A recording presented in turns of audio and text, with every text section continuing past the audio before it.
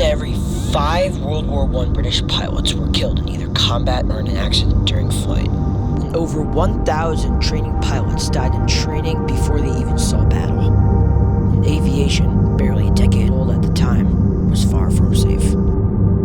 Since planes did not have guns, pilots would begin bringing pistols and bombs in an attempt to disable enemy aircraft.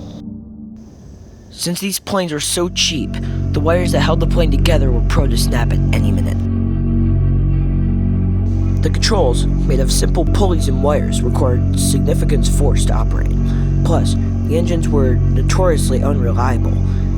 Even though the engines were able to push the aircraft speeds up to 150 miles an hour, engine failures were common, forcing pilots to make emergency landings in hostile territories. These planes had the aerodynamics of a brick, and if an engine failed, your only hope of survival was if you were already at a low height. The risk of hypoxia was high, due to the high elevation, speeds, and the open cockpit that exposed pilots to elements. They often fell out of their planes due to no safety belts. Collisions were frequent, especially in the chaotic aerial combat of the war, and the light weight of the planes made them more likely to flip over during a rough landing. Burning alive inside the cockpit was a pilot's worst nightmare. The flammable materials turned the aircraft into a flying fireball. Some pilots carried pistols to end their own lives, knowing what would happen to them if their plane caught fire.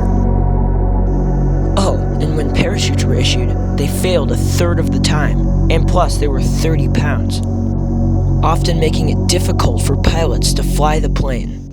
Most chose not to wear them. The idea of putting a machine gun on a plane changed aerial combat forever, but it was far from easy and simple.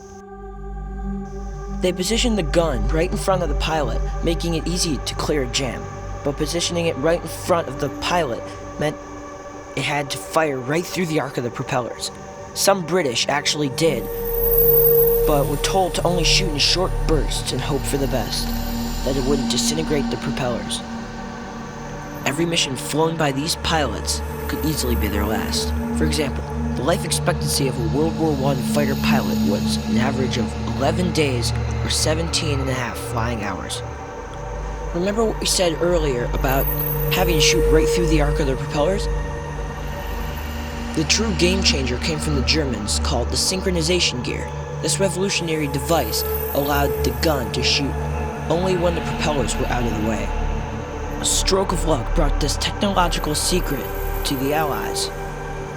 A German plane fit with the synchronization gear crashed behind enemy lines, still intact, allowing the Allies to study and recreate it. Non-aerial combat was once again matched.